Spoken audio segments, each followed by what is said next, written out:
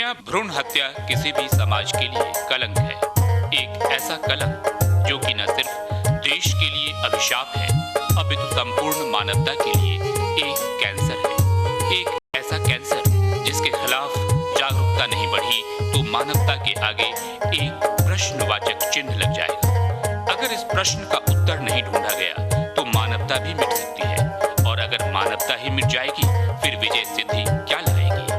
इस गूढ़ रहस्य को समझा समाज सेवी हंसराज बाबा जी ने। इस समाज सेवी ने भ्रूण हत्या के खिलाफ एक विश्वव्यापी आंदोलन आरंभ किया है। आप भी इस महासंग्राम में साझेदार बने। आप इस कार्यक्रम में शामिल होकर टीवी चैनल के माध्यम से अपने विचार भी रख सकते हैं।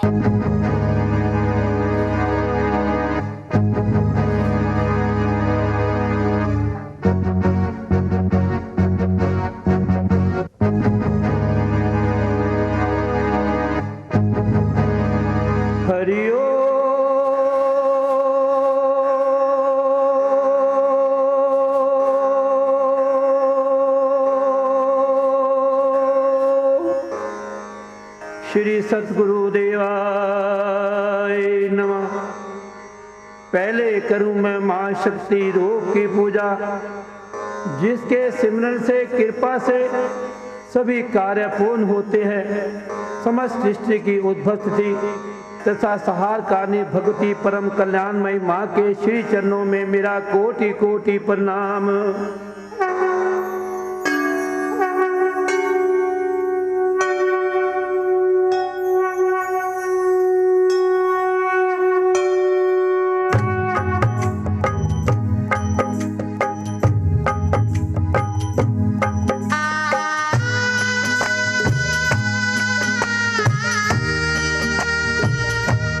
साथियों नमस्कार। तसव्वुर कीजिए एक ऐसे जीवन का जिसे आप अपनी इच्छा से जी सकें। सुबह उठकर प्रकृति की वादियों में घूमने निकल जाएं। चारों ओर नीला आकाश हो और प्रकृति से सीधा संवाद हो, और जब इन नज़ारों से दिल भर जाए तो घर लौट चलें। एक ऐसा घर जहां प्यार ही प्यार हो, खुशियां ही खुशियां हो, बंधन नाम की कोई चीज़ ना हो। हम जिम्मेदार तो हों पर निभाने के बोझ तले दबे न हों। हम सभी एक ऐसे घर की तमन्ना करते हैं जहां नारी का सम्मान हो, इज्जत हो और किसी तरह की कोई खलिश न हो दिलों में। वैसे भी साथियों, नारी के बिना हम इस समाज की, परिवार की, यहाँ तक कि इस देश की कल्पना नहीं कर सकते। इस नारी के न जाने कितने रूप हैं, कितने रंग हैं, और सृष्टि की रचना से लेकर आज तक इसी नारी ने न जाने कितने उतार चढ़ाव देखे हैं। नारी के बिना अगर हम जीने की कल्पना करें तो मुमकिन नहीं होगा। किसी न किसी रूप में वो हमारे साथ है, कभी माँ के रूप में, कभी बहन के रूप में, कभी बेटी के रूप में और कभी पत्नी के रूप में। यानी नारी है तो समाज है। कहते हैं ना कि जिस देश को कमज़ोर करना हो वहाँ की मातृशक्ति को रोगी कर दो, संतान रोगी और भोगी हो जाएगी। साथियों, इस स्वतंत्र भारत में हर इंसान स्वतंत्र है अपनी आवाज़ उठाने के लिए। गलत काम के प्रति अगर आप एक आवाज़ उठाते हैं तो आपके साथ हज़ारों लोग चलेंगे और एक काफिला बन जाएगा आपके साथ।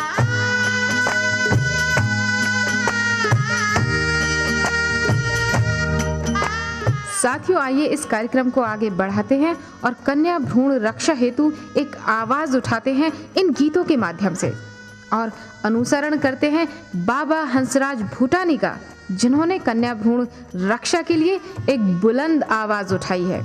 आइए हम और आप मिलकर भी इस आवाज़ से आवाज़ मिलाते हैं। राम रहीम एक है, बेटा बेटी एक है, बेटी बिन घर लागे सुना, भाई दूध का टीका बहना लगावे। अब भी भारी जुल्म है आजाद जमाने में, अमीरी अपनी दौलत के घमंड में चूर चूर। ना बेटा ना बेटी अपनी, अथवा प्यारी अपनी, ना दुनिया ना सृष्टि अपनी, प्रभु लगन है अपनी। जुल्म की जब हद हो जाए पत्थर दिल भी रोते बुरी भी बेटी भली भी बेटी, जन्म से पहले कटती बेटी।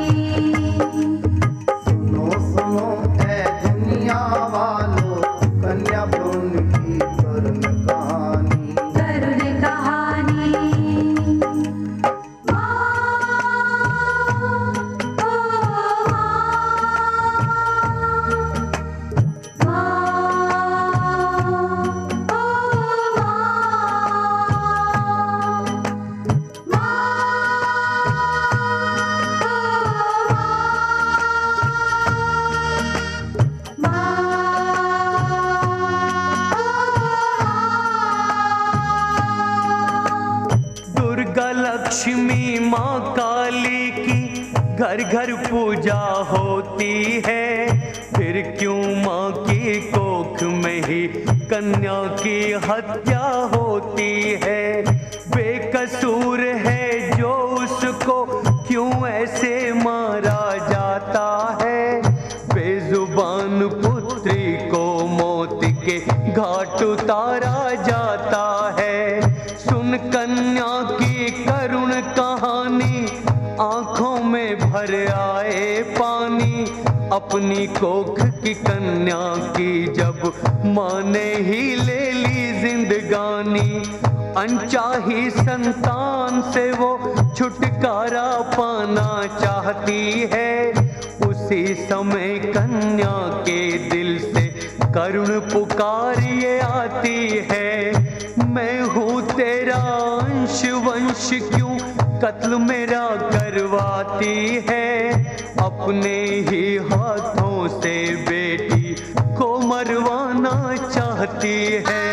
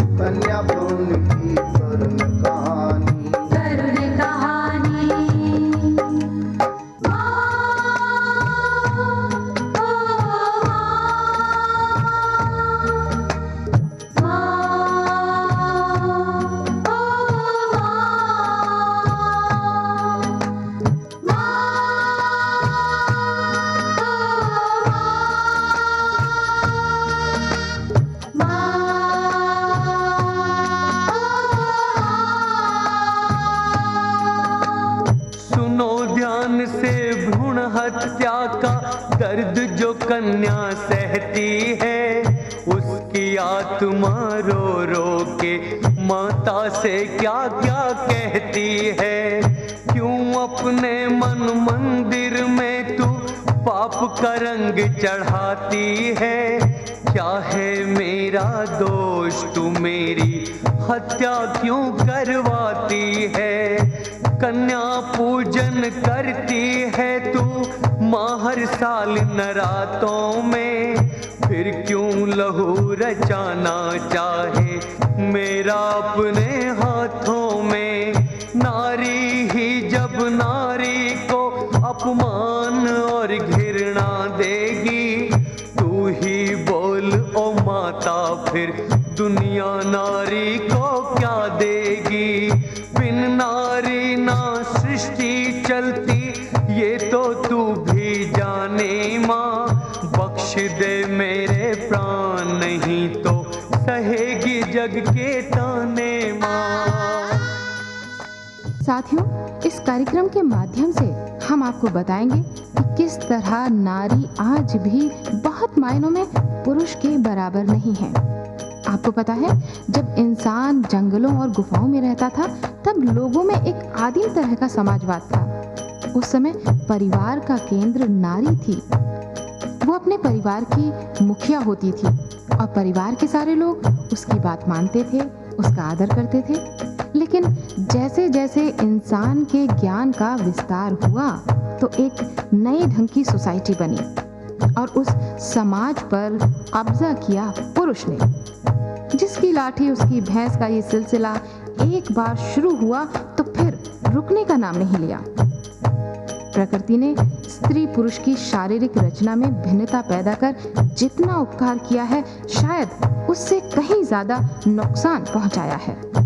लेकिन उसे इस बात का क्या एहसास होगा कि जिस भिन्नता का जन्म जीवन को जारी रखने और विकसित करने के लिए हुआ है, उसी का इस्तेमाल मनुष्य नामक प्राणी के द्वारा पारस्परिक विरोध स्थापित करने के लिए किया जाएगा। स्त्री पुरुष का शारीरिक विधान इतना अलग अलग है कि 3-4 साल के शिशु भी इस अलगाव को महसूस करते हैं।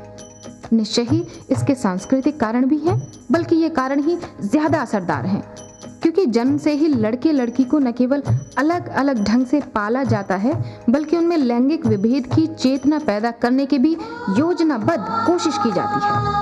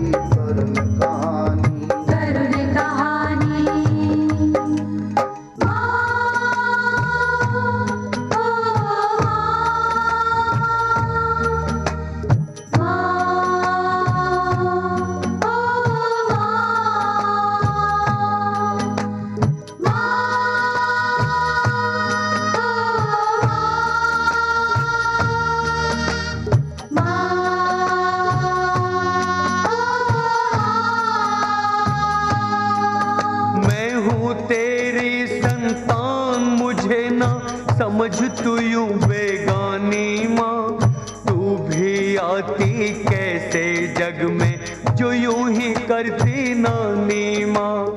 संयम रखो, छोटा रखना चाहो घर परिवार ओ माँ। कन्या हत्या जैसा कोई पाप नहीं है प्यारी माँ। ब्रह्मा विष्णु शंकर ने भी नारी शक्ति को पूजा है। मुझे मिटाने चली है माँ तू, आज तुझे क्या सूझा है। प्रभु राम ने माँ कौशल्या से जन्म था पाया माँ। नटखट बालक कृष्ण ने देव की माँ का भाग जगाया माँ। वीर शिवाजी ने शिक्षा जीजाबाई से पाई थी। बाबा बालक नाथ को माँ ने सत्य की राह दिखाई थी।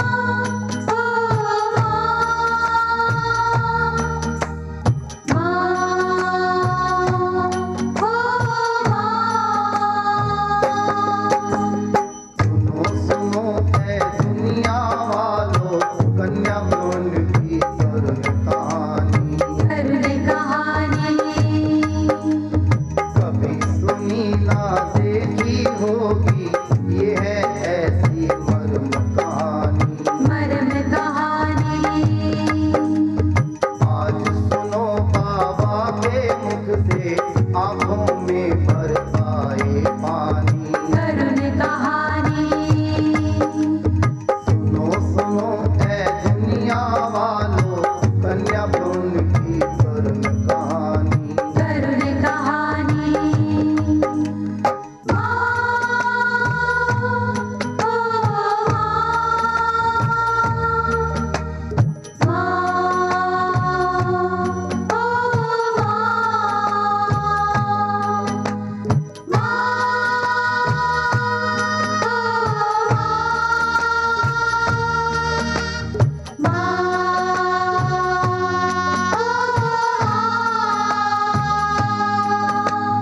पशु पक्षी भी जग में ऐसी करते ना मनमानी माँ। मेरी नन्ही सी काया को क्यों तू चली मिटाने माँ। अपनी करनी पे एक दिन तू पछताएगी मेरी माँ। जीवन देना काम है तेरा, तू है जीवन दानी माँ। रहने दे मेरे जीवन पे ममता का तू साया माँ। अगर मिटाना ही था मुझको, क्यों था मुझे बनाया माँ। कैसी भी संतान हो माँ की, उसको गले लगाती है।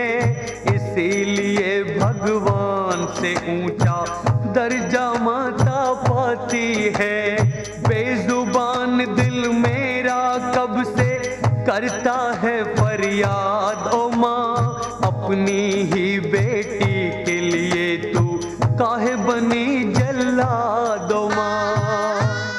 साथियों, अभी हमने आपको बताया कि लड़के और लड़की में भेद गर्भ से ही शुरू हो जाता है, और ये तब से शुरू होता है जब माँ बाप को ये पता चलता है कि भ्रूण में पलने वाला बच्चा लड़की है, और ये जानने के बाद उसको मार दिया जाता है। उस नन्हे से फूल को जिसने ये दुनिया देखी ही नहीं है, उस नन्ही सी कली को जिसको इंतज़ार है अपनी माँ की कोख से बाहर आने का। हालांकि उसमें सोचने समझने की शक्ति बिल्कुल भी नहीं है, फिर भी एक अनचाहा सा इंतज़ार है इस दुनिया में आने का। और न जाने कितने रिश्ते जुड़े होते हैं उस नन्ही सी जान से। और ये रिश्ते तभी जुड़ेंगे ना जब वो फूल, जब वो कली इस दुनिया में कदम रखेगा। इतना ही नहीं, न जाने कितने कप कपाते हाथ उसको आशीर्वाद देने के लिए इंतज़ार करते हैं, यही कहते हुए कि काश बच्चे का मुंह देख ले, उसके बाद चाहे ईश्वर उठा ले। लेकिन अफसोस, उस कली को दुनिया में आने से पहले ही मसल दिया जाता है, यानी काल के हाथों उसकी हत्या करा दी जाती है। इससे बड़ा जघन्य पाप शायद ही दुनिया में कोई हो। अरे, जिसे हमने बनाया ही नहीं है, उसे मारने का अधिकार हमें किसने दिया है? ऐसे लोगों को इंसान का नाम नहीं, हैवान का नाम देना चाहिए। साथियों, इस सृष्टि को चलाने वाली नारी के साथ अगर आप इतना अन्याय करेंगे तो ईश्वर भी शायद आपको नहीं बख्शेगा। अब फैसला आपके हाथ में है, रास्ता खुद आपको चुनना है।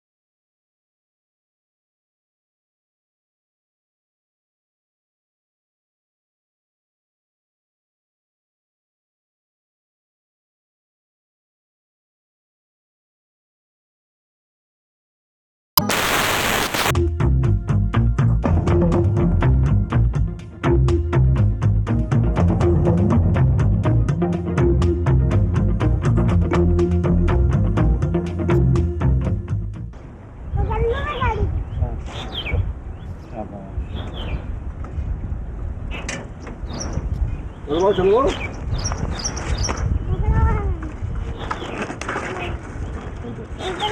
बाबा जी। बेटे नमस्ते बेटे, क्या हाल है? बस बढ़िया। कैसे हैं आप? बस ठीक। ये बेटे तुम्हारी दीदी है सतिया देखो। हेलो हेलो बाबा जी, चलिए स्टूडियो। बच्चों को मैं आज वो चीज सिखा रहा हूँ कि कहीं भी उनको हर काम में ना करना सीखें। जी कठिन से कठिन समय भी आए, कठिन रास्ता भी आए। जैसे कई बार प्लेन सड़क पे तो आप गाड़ी चला सकते हैं, हाँ। अगर सही ढंग से आपको भोजन करें तो आप अपने शरीर को चला सकते हैं। जब शरीर रोगी हो तो तब भी शरीर को काम ले सके। जी इसी तरह ये जो सड़क में कठिनाइयाँ हैं, खड्डे हैं, ये भी एक शरीर में रोगों की तरह हैं। जी उसको पार निकलना सिखा रहा हूँ मैं। जी, वो तो आप कर रहे हैं और मैं आपसे क्षमा चाहती हूँ कि मैंने आपको डिस्टर्ब किया, लेकिन आज कसूर मेरा नहीं है बाबा जी। क्यों, क्या हुआ? देखिए, आज ना मेरे पास सुबह सुबह बहुत सारी हमारी जो महिला दर्शक हैं उनके टेलीफोन आए हैं और उन्होंने कहा है कि बाबा जी को लेकर आओ और आज स्त्री रोग पर हमें कुछ जानकारी दो। तो आज तो चलना ही पड़ेगा। देखिए बाबा जी, आज मैं आपको परेशान नहीं कर रही। चलो, मातृ शक्ति के जो रोग है हाँ। वो मैं बताने को तैयार हूँ। हाँ। आप सभी के पत्र और फोन इकट्ठे कीजिएगा। चलते चलिए आइए, चल प्राची, चल लगाओ प्रांजल धक्का। ओहो हो, चलो। नमस्कार, बाबा जी के नुस्खे में आपका स्वागत है। अब लेते हैं बाबा जी से कुछ जानकारी।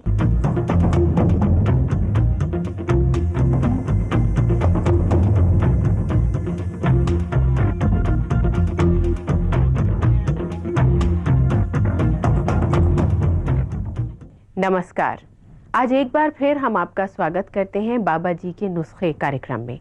जैसा कि आप जानते हैं कि रोज़ बाबा जी हमारे इस कार्यक्रम में आते हैं और हमें अलग अलग रोगों के बारे में बताते हैं। तो आज इस सिलसिले को आगे बढ़ाते हुए बाबा जी हमें बताएंगे स्त्री रोग के बारे में और घरेलू परेशानी के बारे में। बाबा जी, आपका स्वागत है। सबसे पहले मैं आपसे ये जानना चाहूँगी कि स्त्री रोग क्या होते हैं, कौन कौन से स्त्री रोग हैं जिनसे लोग परेशान रहते हैं? इसी जाति में छोटी बच्ची से लेकर युवा महिला, पूर्ण महिला तक आ जाते हैं। कुछ रोग जो आज से कुछ दशक पूर्व एक पूर्ण महिला को आते थे, आज वो छोटी सी अनब्याही बच्ची को भी आ रहे हैं। उसमें है मासिक धर्म का अनियमित होना, लकोरिया जिसको आप वाइट डिस्चार्ज कहते हैं, जोड़ों में दर्द, सिर में दर्द, तनाव, परेशानी, पेट का फूलना, कूल्हे का फूलना। उसके अलावा गुस्सा है, पति पत्नी में नोकझोंक भी है, घरेलू में आ जाता है जी। इसके अलावा जो एक और रोग है वो है बांझपन, पुष्प में नापसंदता या मनचाही संतान का पाना या सौंदर्य रोग भी आते हैं उसमें। अभी आपने स्त्री रोग में गुस्सा, तनाव और परेशानी भी गिनवाए हैं, लेकिन बाबा जी गुस्सा, तनाव और परेशानी तो मुझे लगता है बाकी रोगों को लेकर आते होंगे, और ये जो बीमारी है ये ज़बरदस्ती अपने ऊपर थोपी हुई नहीं होती है? नहीं, थोपी हुई भी नहीं है, हमारे वातावरण का फर्क होता है जी। जिस वातावरण में बच्चा पलता है उसमें बड़ा होता है, आगे जाके विवाहित होने पर भी वो वही हालात होती है। अगर उस बच्ची की घर में वही एक कलह क्लेश है तो वो बच्चा भी आगे जाके वैसा ही कार्य करेगा। कुछ दशक पूर्व जब संयुक्त परिवार होते थे, सब मिलजुल कर रहते थे, उसमें तनाव, गुस्सा वगैरह कम होता था क्योंकि काम का बोझ कम हो जाता था। इसीलिए उस वक़्त जो बीमारियां आज छोटे बच्चों में आ रही हैं उस वक़्त बड़ी बूढ़े को आती थी। बाबा जी, लकोरिया क्या है और ये एक महिला को क्यों होता है? देखिए, प्रश्न आपने अच्छा किया है। मैंने अभी आपसे पहले निवेदन किया ना कि जो रोग पहले बड़ी बूढ़ी औरतों को आते थे आज छोटी छोटी कन्याओं के आ रहे हैं। सबसे पहले है हमारे भोजन का संतुलित ना होना, सात्विक ना होना, शाकाहारी ना होना, फास्ट फूड ज़्यादा खाना, ठंडे पेय ज़्यादा खाना, तनाव में रहना, काफ़ी चाय का अधिक प्रयोग करना, ये उसमें बहुत बड़ा सहायक है। 24 घंटे टीवी देखना, ये भी उसमें सहायक है। साथ में महिला या बच्ची को खेलने कूदने का समय नहीं मिलता, उसमें भी उसको रोग आता है। अब इसमें लकोरिया, जिसको आप वाइट डिस्चार्ज कहते हैं, ये 3 प्रकार का होता है।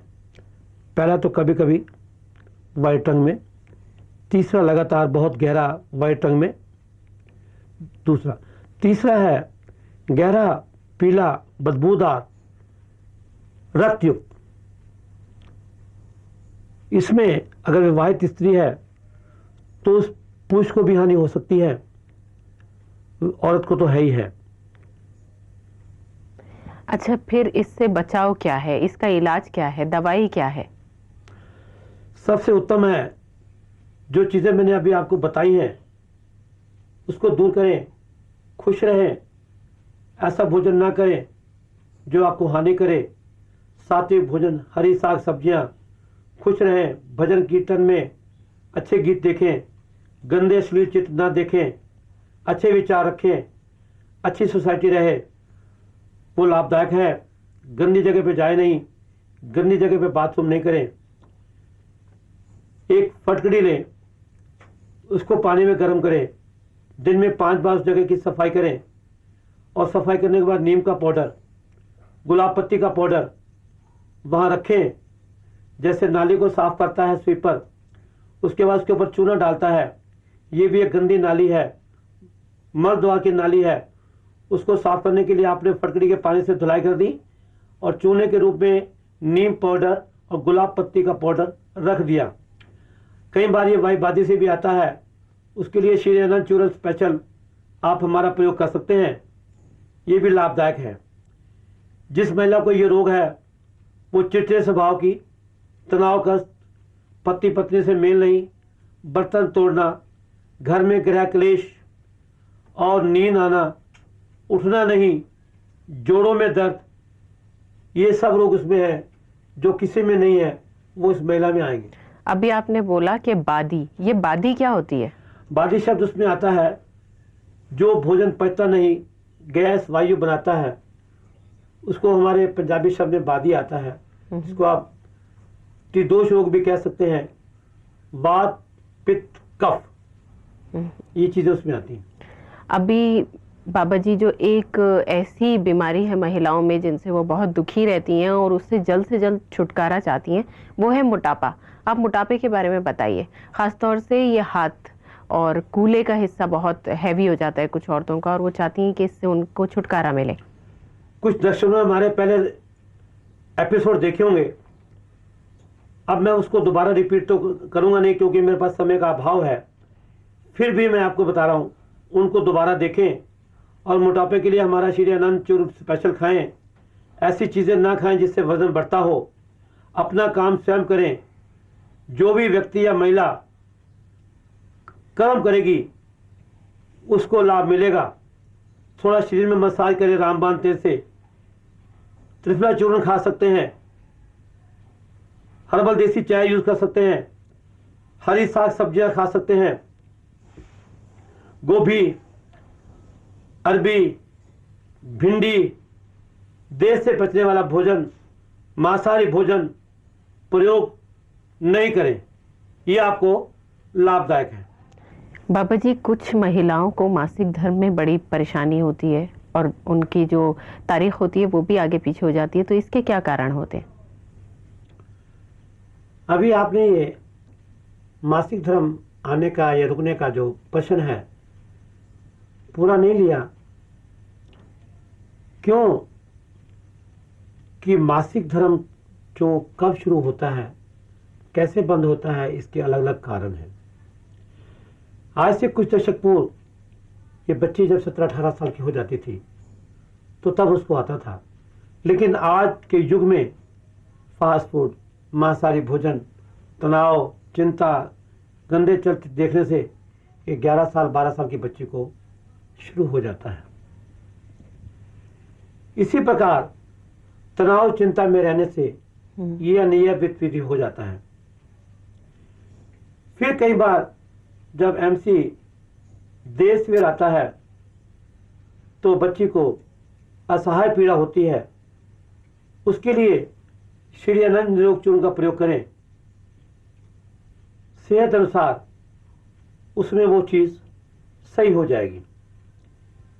युवा महिला को, विवाहित महिला को जब आती है, कई बार गर्भपात हो जाता है, प्रसव काल ऑपरेशन में होता है, या तनाव चिंता में रहती है, उसमें नसों पर दबाव आता है, तो तब ये रक्त का आना जाना बंद हो जाता है, या कभी 2 महीने में, कभी 6 महीने में वो चीज की शुरुआत होती है। इसी प्रकार अगर कोई महिला का पट्टी वगैरह लगाती है या परिवार नियोजन का किसी वस्तु का प्रयोग करती है, उससे भी इसके ऊपर असर पड़ता है। कई बार महिला, क्योंकि हम भारतीय समाज है, पवित्रता के बंधन में बंधे हुए हैं, इसको छुआछूत मानते थे। वो जो एमसी के दिन होते हैं, महिला को रसोई या मंदिर में जाने नहीं देते हैं जी। उसको महिला को छुआछूत मानकर रसोई से दूर रखते थे।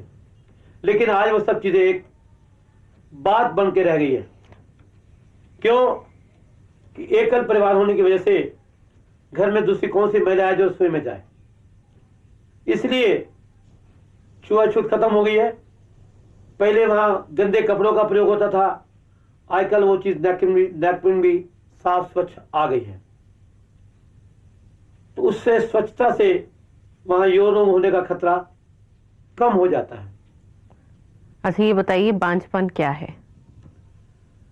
बांझपन कुछ तो मालिक की देन के अनुसार होता है, वो हमारे अपने कर्मों का फल होता है। किसी के अपने कर्म है, दूसरे के अपने कर्म है। हम जब किसी की बद्दुआ लेते हैं तो उसकी बद्दुआ हमारे को संतानहीन करती है।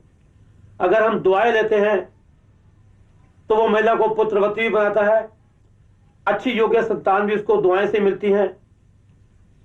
बांझपन का दूसरा कारण है गर्भपात का होना, या हर वक्त तनाव चिंता में रहना, कोई चोट लगना, क्योंकि कुदरत ने ऐसा कोई पेड़ पौधा नहीं बनाया जिस पर फल या फूल नहीं लगता है। इसी प्रकार पशु पक्षियों में भी मुझे आज तक ऐसा जीव जंतु नहीं मिला जो संतान पैदा ना करता हो। तो मनुष्य ने क्या कर्म किए हैं कि कुदरत ने उसको बांझपन बनाया है। ये बांझपन भी हमारी अपनी देन है।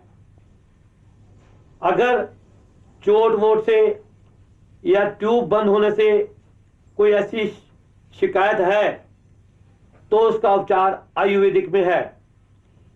उसमें भाप भी है, श्री अनंत रामबाण तेल भी है, श्री अनंत चूर्ण भी है, श्री अनंत शक्तिवर्धक चूर्ण भी है, मसाज भी है, भाप भी है। खुश रहे, प्रफुल्लित रहे, भक्ति भाव में रहे, सादा भोजन करें, उसमें लाभ मिलेगा। लेकिन इसके लिए कोई औषधि वगैरह बताइए, कोई तरीका बताइए।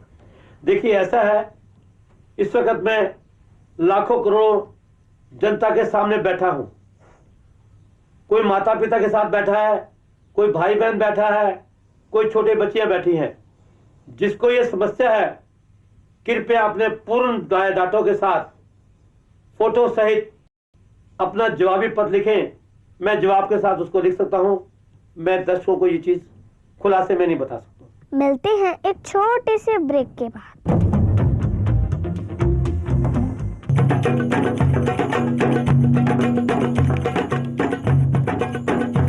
नारियां पुरुषों की शोभा श्रृंगार को बढ़ाए, हाथों व पांवों को सुंदर व स्वाग में 4 चांद लगाए, सुंदर एवं नवियों में सदा बहार लाए, प्राकृतिक की अनमोल अमूल्य देन व उपहार, श्री अनंत हर्बल हिना स्पेशल मेहंदी।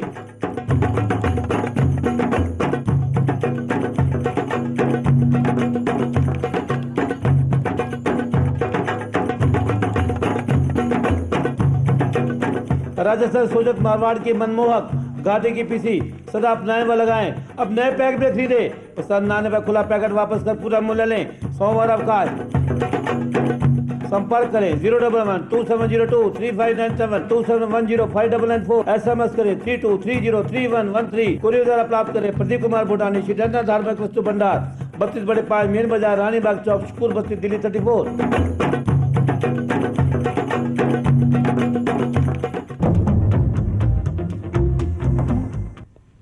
अच्छा, एक और जो बीमारी होती है महिलाओं में वो है सर का दर्द। तो ये बताइए कि इतना क्यों होता है महिलाओं को सर में दर्द? ऐसा है, सर का दर्द एक ऐसा दर्द है जो सभी पक्षियों, जानवरों, मनुष्यों को भी होता है। लेकिन महिला को तो ये खुद उसकी अपनी देन है। महिला सर दर्द खुद मोल लेती है। क्यों कि सारा दिन अब वो घर में जो महिला काम नहीं करती है तो टीवी के आगे, एसी के आगे बैठी रहेगी, ठंडे पदार्थ खाएगी, कोई काम करेगी नहीं। हर घर में आज महिला बर्तन मांजने, पोछा लगाने, कपड़े धोने आती है। उससे जो उसका खाया पिया है वो हजम नहीं हो सकता है। सिर दर्द के लिए श्री आनंद रामबाण तेल से मालिश करें, या अभी मैंने कुछ देर पहले ग्वार पाठा बताया था, उसके रस से मालिश करें। क्यों कि सोचने से, तनाव में, पति पत्नी की नोक झोंक से, बच्चों पे गुस्सा होने से उसकी नसें कमजोर हो जाती हैं। खुराक तो उसके घर में विराम पड़े हों लेकिन वो खाती नहीं है, क्योंकि नारी, महिला एक, अब मैं उसको कंजूस कहूं तो आपको अच्छा लगेगा नहीं, क्योंकि माँ का शब्द जब आता है तो माँ खुद ना खा के बच्चों को खिलाती है, चाहे वो खुद रोगी रहे। इसलिए माँ को चाहिए पहले स्वस्थ माँ का होना। अस्वस्थ माँ की संतान भी अस्वस्थ होती है। इसलिए वो अपनी सेहत का खुराक रखते हुए अच्छा सादा भोजन खाए, सिर की मालिश करे, खुश रहे, टीवी चैनल जरूर देखे लेकिन वो भी संयम में, एसी में रहे, कुछ लिमिट में। अपना काम वो कुछ ना कुछ स्वयं करे। सप्ताह में 1 या 2 दिन माई की छुट्टी करे, उसकी जगह खुद काम करे तो ज्यादा अच्छा है। भोजन में मैदा युक्त भोजन ना ले, फास्ट फूड ना ले, सात्विक भोजन, हरी साग सब्जियां ज्यादा अच्छा है। उसमें कुल्फे का साग सबसे उत्तम है, शलगम की सब्जी अच्छी है, वाईबादी की चीजें, मटर, भिंडी, घिया, जो घिया खाने का है, लेकिन कचालू, शकरकंदी, गोभी, उड़द की दाल, राजमा, इससे बचाव करें। बाबा जी, महिलाओं को जोड़ों के दर्द की बहुत शिकायत होती है जो सर्दियों में और भी ज़्यादा बढ़ जाती है। तो इसके क्या कारण होते हैं कि उनको उठते बैठते कमर में, घुटनों में, हाथों में, कोहनियों में दर्द रहता है? अभी पिछले एपिसोड में मैंने आपको ये बता चुका हूँ जी कि जोड़ों का दर्द, कमर दर्द, सिर दर्द, गठियावास सब उसी में आता है महिला को। ये कई रोगों से आता है, प्रसव काल के बाद आता है, एमसी ठीक ना आने, ज़्यादा गर्भपात से आता है। तो उसके लिए मैं पहले बता चुका हूँ, गुड़ गोंद के लड्डू, मेवे के लड्डू बना खाएं, मेथी वगैरह खाएं तो उसमें उसको लाभ मिलेगा, हानि नहीं मिलेगी। मैं आपसे ये जानना चाह रही थी कि महिलाओं को किस तरह का खाना खाना चाहिए, और पूरी बात मेरी ये थी कि देखिए महिलाएं जो हैं वो मोटा होने से बहुत घबराती हैं। तो जो आपने हमें एक बार हमारे प्रोग्राम में बताया था कि लड्डू वगैरह खाने चाहिए, काजू, बादाम, किशमिश खाना चाहिए, दूध पीना चाहिए, असली घी खाने चाहिए ताकत के लिए, तो मेरे ख्याल में महिलाएं इससे बहुत परहेज करेंगी, ये सोचकर कि हम अगर ये सब खाएंगे तो बहुत मोटे हो जाएंगे। तो कुछ ऐसा बताइए जिससे उनके जिस्म में ताकत भी जाए और मोटा होने का खतरा भी जो है वो घट जाए।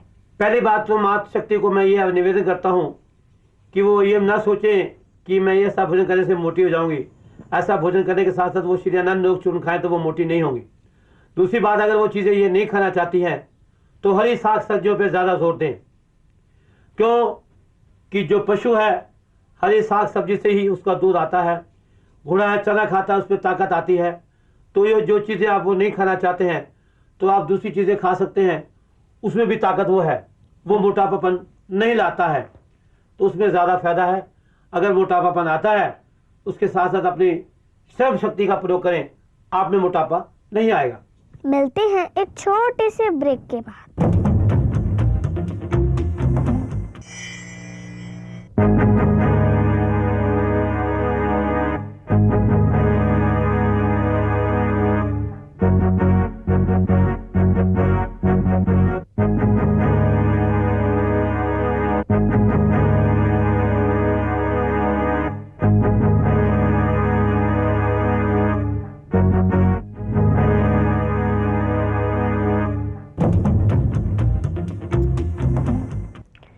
बाबा जी, मैं आपसे ये जानना चाहती हूँ कि हमारा जो समाज है वहाँ पे जो एक घर में माँ होती है वो तब तक खाना नहीं खाती जब तक घर के सारे लोग घर में ना आ जाएं, चाहे रात के 12 क्यों ना बज जाएं, वो खाली पेट बैठी रहती हैं। तो इस चीज़ का उनकी सेहत पर क्या असर पड़ता है? देखिए, कुछ समझदार परिवारों ने इस पुरानी रीति रिवाज को तोड़ा है। कुछ जो बाकी लकीर के फकीर रह गए हैं, मेरी उनसे यही बेनती है, अपने शरीर को स्वस्थ रखने के लिए पुरानी लकीरों को तोड़ें जी, नई रीति अपनाएं। अगर वो नई रीति नहीं अपना सकते तो गैस, एसिडिटी, कब्ज वगैरह से बचने के लिए, क्योंकि जब आप गाड़ी में पेट्रोल नहीं डालोगे गाड़ी चलेगी नहीं, गाड़ी गर्म हो जाएगी जी। इसलिए भोजन न करके उसकी जगह घी, लस्सी, दही, दूध, दलिया, मूंग की दाल, जूस, सलाद, फल फ्रूट का सेवन कर सकते हैं। वो रीत भी नहीं टूटती है और नियम भी भंग नहीं होता है, स्वास्थ्य भी अच्छा रहता है। लेकिन अगर कोई ये कुछ भी नहीं खाता और खाली पेट रहता है तो उससे क्या नुकसान है, मैं आपसे वो जानना चाह रही हूँ। देखिए, मैंने तो आपको ये निवेदन किया कि उससे गैस बनेगी, कब्ज बनेगी, शरीर को गर्माहट आ जाएगी जी, गुस्सा आएगा, तनाव आएगा जी। तो जब कोई नहीं मानता तो उसके फिर ईश्वर पर भरोसा है, उसका रखवाला फिर ईश्वर ही हो सकता है, कोई दवा दारू नहीं। अच्छा, ये एक बात और बताइए कि किसी को भी कितने बजे तक रात में भोजन कर लेना चाहिए? भोजन अक्सर क्या है, आजकल हमारी जो फास्ट जिंदगी है, तेजम भागम भाव की जिंदा है, उसके लिए हम 11 बजे, 12 बजे, 10 बजे भोजन करते हैं। हाँ, वैसे क्या एक टाइम? अक्सर पहले कुछ दशक पूर्व जैसे सूर्य ढलता था, खेती करके लोग आ जाते थे, इतने कल कारखाने, इतने काम नहीं होते थे, सूर्य ढलते ही संध्या के समय भोजन कर लिया करते थे। लाइट वगैरह नहीं होती थी, दीपक की रोशनी होती थी, कीट पतंगों से बचाव से बचने के लिए भोजन पहले कर लिया जाता था।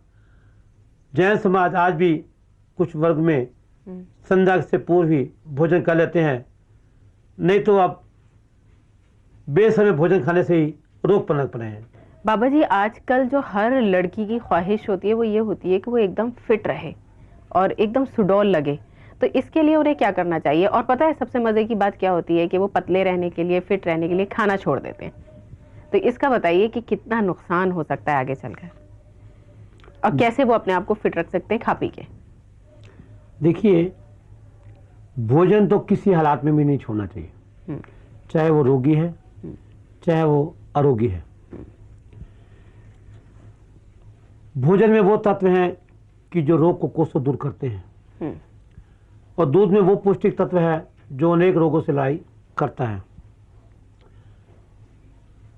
मसाज में वो ताकत है जो कोई भी दवा ना ठीक करे। मसाज उस शरीर को, चाहे वक्ष हो, चाहे बाजू हो, चाहे घुटने हो, चाहे टांगे हो, उनको सुडौल बनाता है। मसाज करने के तरीके भी अलग हैं। मसाज के लिए श्री आनंद रामपाल तेल से मालिश करें, एक तो शरीर दर्द दूर हो जाएगा, दूसरा शरीर में जो चमक है, सुनहरीपन है, वो लाएगा, उसमें कमी नहीं आएगी। बाबा जी, आपने हमें इतनी अहम जानकारी दी, इसके लिए हम आपका धन्यवाद करते हैं और आशा करते हैं कि कल फिर आपसे मुलाकात होगी। तो ये थे बाबा हंसराज भूटानी, जिन्होंने आज हमें स्त्री रोग के बारे में और घरेलू परेशानियों के बारे में बहुत सी जानकारी दी। हमें आशा है कि आप इस जानकारी से लाभ उठाएंगे। बाबा जी के नुस्खे कार्यक्रम आपको कैसा लगा, हमें पत्र लिखें। हमारा पता है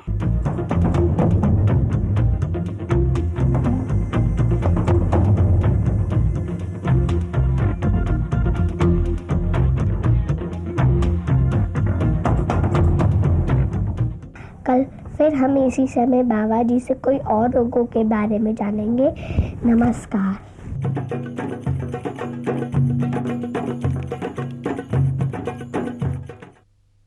प्यारे दर्शकों नमस्कार। माँ प्यारी माँ कार्यक्रम को पूर्ण आर्थिक सहयोग दिया है प्राची व प्रांजल, बेटी व बेटा श्री प्रदीप कुमार भूटानी, श्री आनंद ठाकरे वस्तु भंडार वालों ने 32/5 मेन बाजार, रानीबाग चौक, स्कूल बस्ती, दिल्ली 34। फोन नंबर है 01127023970, 011325999 344। मोबाइल नंबर है 9811990499। कृपया आप भी आर्थिक सहयोग से इस कार्यक्रम को आगे बढ़ा सकते हैं। धन्यवाद।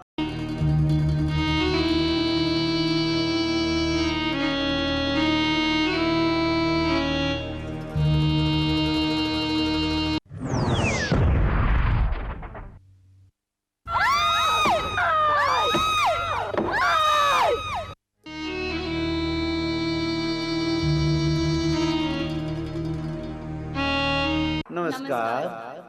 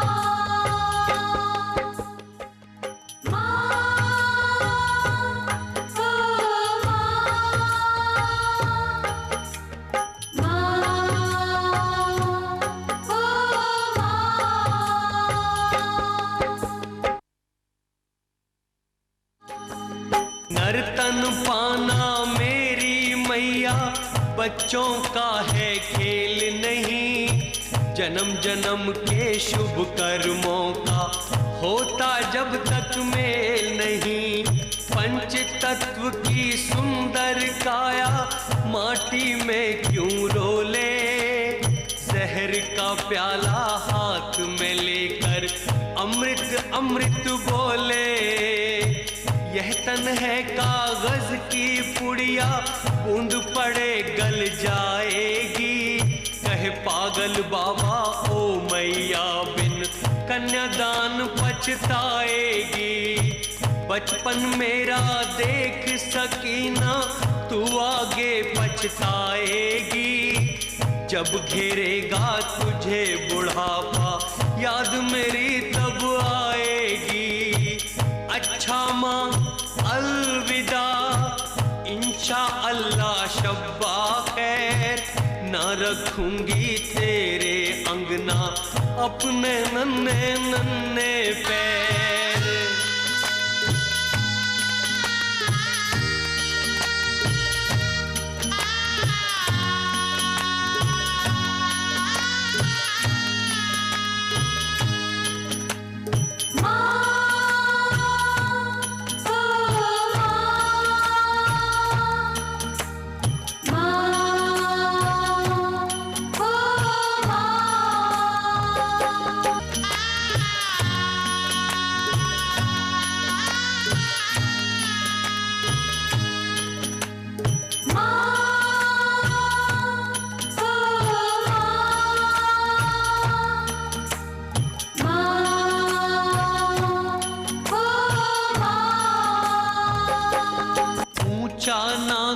आसमान से धरती सा बलवान ना कोई, जिसने माँ का दूध पिया उसके जैसा महान ना कोई।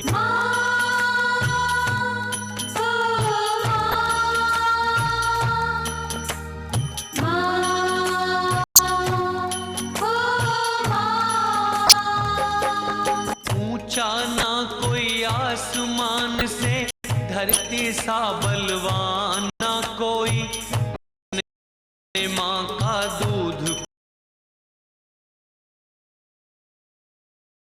पिया उसके जैसा महान ना कोई।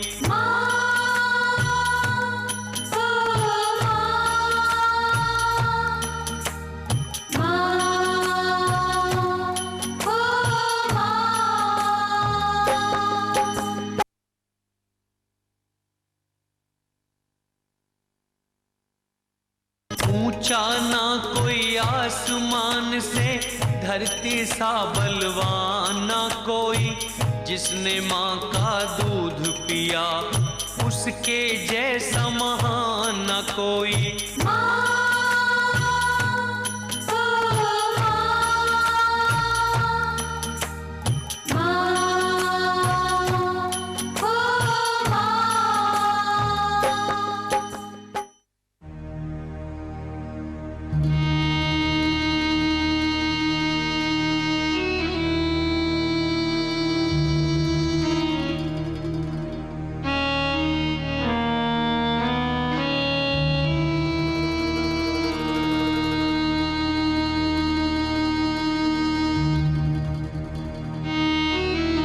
प्यारे दर्शकों, नमस्कार।